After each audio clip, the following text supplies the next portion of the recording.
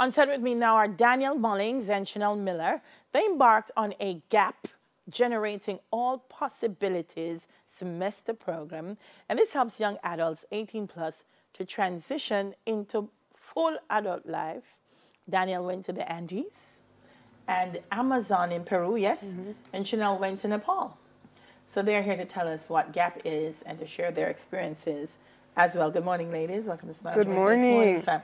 First of all, Daniel, how did you learn about GAP? So a gap year overall means that you take a year, usually after high school, before you go to college. And then you can decide what you will do with this year. So for me, I knew that I wanted to do at least 3 months traveling somewhere, but I wanted it to be structured and in a program. So I spent so many nights and days just searching, trying to find something that would give an international student a scholarship. So I found Where There Be Dragons, who offers a gap semester program in the Andes and the Amazon of Peru and Bolivia. So what so were you doing there, miss? First So, of all, did you speak the language? of course. Well, at first, I wasn't so good at it, but over time, you know, I progressed because there's a part where you have homestays and it's near the start of the program. So each student is in a Bolivian household and you're the only person there. So, of course, it's awkward at the dinner table at first, you know, because you're saying, you know, hola, and you say hola back, and you're trying to build a conversation, but there's a language barrier. But really and truly, it teaches you that there's like a hidden language that we have in life where you don't necessarily need to understand fully what each person is saying. But because you can connect in different ways, you can start to mime, you can say, you're still making jokes without even speaking fully the language with each other. But I did learn it over humans time. in any language. Yeah? Exactly. Yeah. So what did you do? What did the program entail? Okay, so homestays is the first part. We did trekking, a lot of trekking on my program. Mine was more trekking intensive, which means I was in various parts of the Andes. There's one called the Incan ruins of Choquequirao, which is the sacred sister of Machu Picchu. Did another one in the Valley of Sandondo. We spent some time in the Amazon. We spent about maybe a week or a week and a half. So we spent 3 days on a boat just sailing down the Amazon River. 3 days on a boat? On a boat, yeah. This little boat right here so that we're looking at? Yeah, not that boat specifically, but it's a bit, it's still small though, because I thought it would have been bigger if we're spending so much time on it. But at night we'd pull up on the bank, set up camp, and then back when it's the morning come again. Because I want to ask a question, but I'll ask off air. Like if you spend 3 days on the river, when do you go to the bathroom? Oh, well, when you pull up on the bank. Yeah.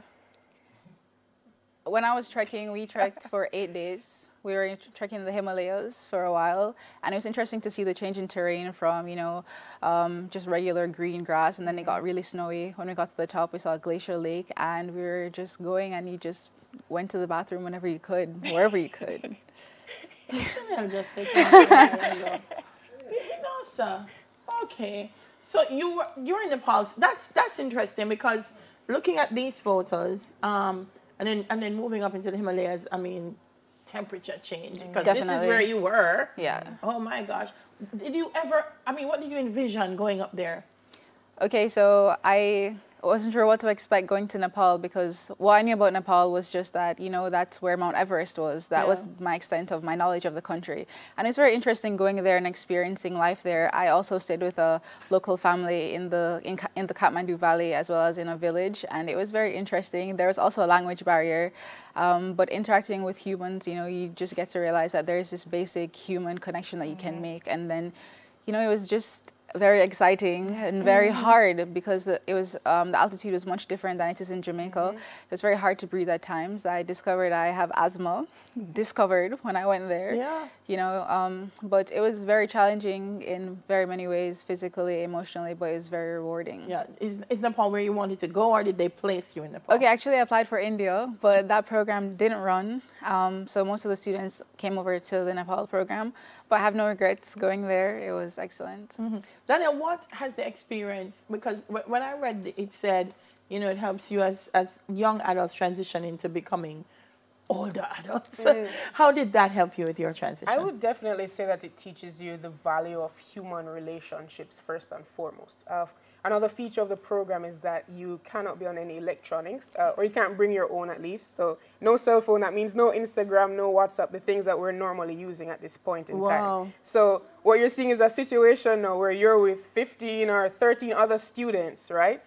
All sitting down at a table. No one is like and you're using the forced to phone talk. exactly. Nice. So you have to connect with people. If you don't know where you're going, you have to stop and ask somebody where to go. It just teaches you that You there's have no more Google to life. Maps. No Google Maps, exactly. It just teaches you to be more resilient in yourself. Ask questions if you don't know where you're going or if you don't know what to do.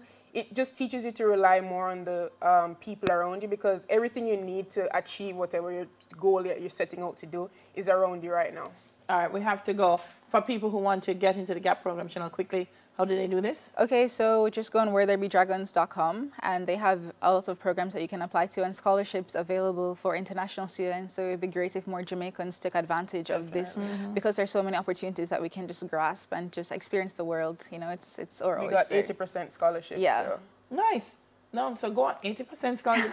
Check it out. Traveling is fun, and experiencing new cultures is something that everyone should have an opportunity to do. So awesome, guys. When you come off, you tell me about the bathroom. Thank you for joining me, Daniel Mullings and Chanel Miller.